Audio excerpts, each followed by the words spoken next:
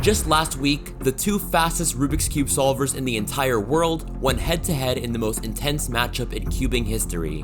What made it crazier though, is that this guy, Yiheng Wang, is just 11 years old, and his opponent, Xuanyi Geng, well, he's just 8.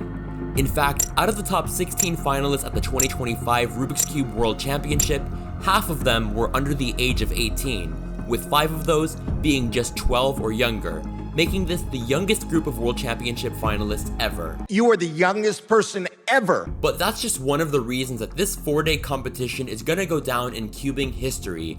For one, it was the largest competition ever held, with 1,864 competitors. And with that many people competing, it's honestly not even close. The largest competition before this one was the 2023 World Championship, with only 1,100 competitors. I'll get into why that's so important in a bit, but for now, I want to talk a little bit more about the main event, 3x3 finals, because I have some thoughts. The finals were held in a head-to-head format, where the person who came 16th in semifinals raced the person who came 15th, the 14th seed raced the 13th seed, and so on. And while that didn't have an effect on the competition itself, since the rankings were still based on who had the fastest average overall, it did make it more fun to watch. It kept you on the edge of your seat the entire time, and give you the chance to root for a new person to win with every matchup. I bring this up because in the 8th seed and 7th seed, we had Luke Garrett competing against Luke Greiser.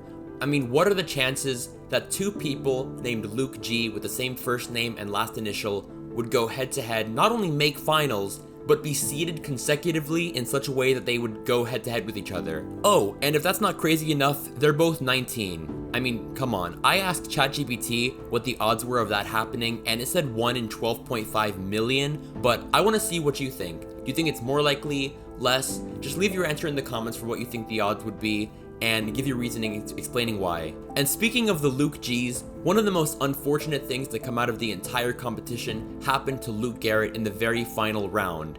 When on his first solve, he was on PLL, the final step of the solve, then messed up the algorithm and had to basically restart the solve, getting the only 10-second solve of the entire round.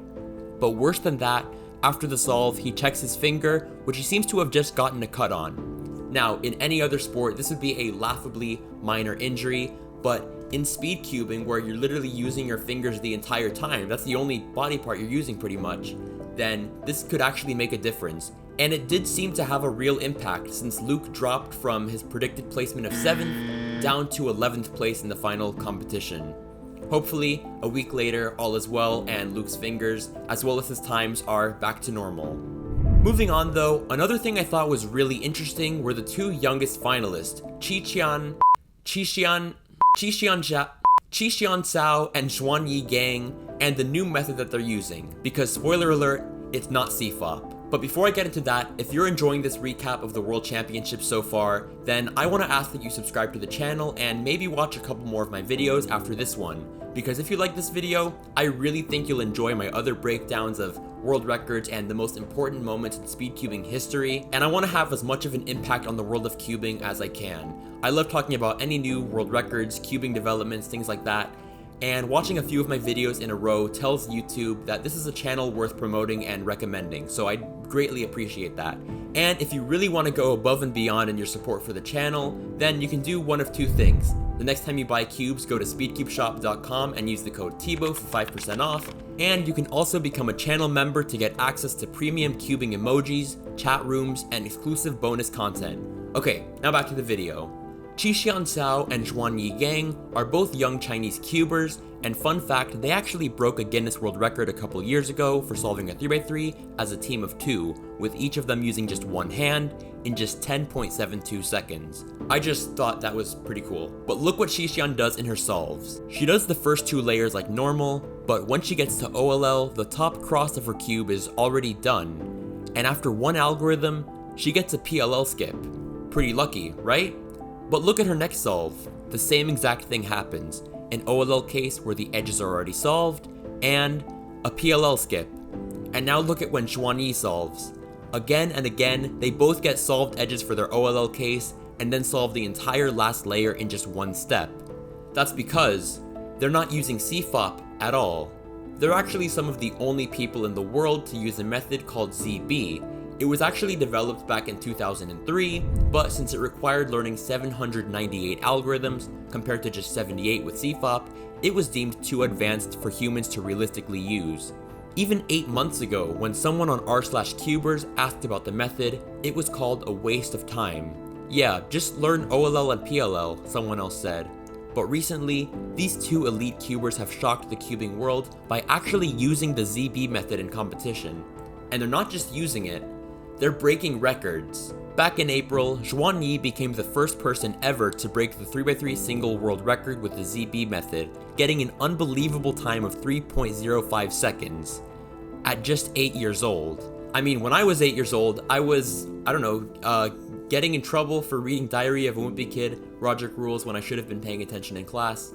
True story. I also learned how to solve the Rubik's Cube at 8 years old, and nowadays we have world-class cubers who are 8, so man. Anyway, with the pioneers of this method being so young, it's exciting to imagine what they'll be able to do with it as they get even more experience. Who knows, this method might just be the future of cubing itself. So with Xuanyi Geng basically being a superhuman, it's no surprise he came in second place and had to go head to head with the one and only greatest cuber alive, Yiheng Wang. Yiheng Wang! Oh, sorry, Yiheng Wang. And this matchup was exactly as close as you think it would be. Xuanyi starts by getting a 4.94, which if you had been watching the finals up until this point, you would know that anything sub 5 is just absolutely crazy, but he just doesn't react. That's probably like a normal time he would get at home. Then Yiheng follows that with a 5.45, which is actually not a great time for him, as crazy as it is to say, but don't worry, he'll redeem himself soon enough. Xuanyi claps back with an even better time of 4.30, then he starts absolutely aura farming, like bro, he's on par with that one kid, you know, the kid on the boat? Look, at the beginning of this competition, I had Yiheng Wang as my predicted winner, but at this point, I thought Xuanyi might actually be able to take the whole thing for himself. But then, just as I started thinking that, Yiheng comes back with his third fastest time of the entire competition, a 3.80, and the first sub 4 of the final round. But it won't be the only one. Xuanyi gets a 4.24, which is his fastest solve in the average so far as well. Yiheng gets a 4.31, and then Xuanyi pulls out a 3.95 second solve. At this point, I'm watching the broadcast, I'm like, okay, Xuanyi might actually have this now. The worst he could possibly average is 4.49, which is absolutely ridiculous, but then, I can't make this up, Yiheng's fourth solve is just 0.01 seconds faster than Xuanyi's, with a 3.94. Now Yiheng has a counting 3, which is crazy and can make all the difference here. But it all comes down to the fifth solve. So right now, Yiheng's best possible average is faster than Xuanyi's best possible average, but his worst possible average is also slower than Xuanyi's worst possible average. So basically, Xuanyi is guaranteed a pretty good average no matter how he does in the fifth solve, but for Yiheng, this fifth solve is make or break. He can either do way better than Xuanyi or way worse depending on how he performs. And I can't even imagine the pressure that Yiheng must have felt at that moment. At the last World Championships in 2023, Yiheng came in second place, losing the championship by just 1/100th of a second, so it was clear that now he wanted it more than ever. And luckily for Yiheng, Xuanyi gets his worst time yet, a 5.1. Now, Yiheng just needs a time faster than 5.22 seconds, which should be no problem for him. And at the most important moment of Yiheng's cubing career, at the largest cubing competition in history, this happens. After losing by a hair 2 years ago, Yiheng Wang becomes the Rubik's Cube World Champion for the first time, with an average of 4.23 seconds at just 11 years old. But I think the real winner here is the cubing community as a whole. Like I said before, this was the biggest competition of all time, and it's crazy to see that 50 years after the Rubik's Cube's invention, after 20 years of competitive speed cubing, it still manages to reach new heights. And the fact that the Happy Feet production team, the company that put on the broadcast, was able to do such a good job with commentators, intro videos for the competitors, scorecard graphics. I mean, if you didn't watch it live, then you were really missing out.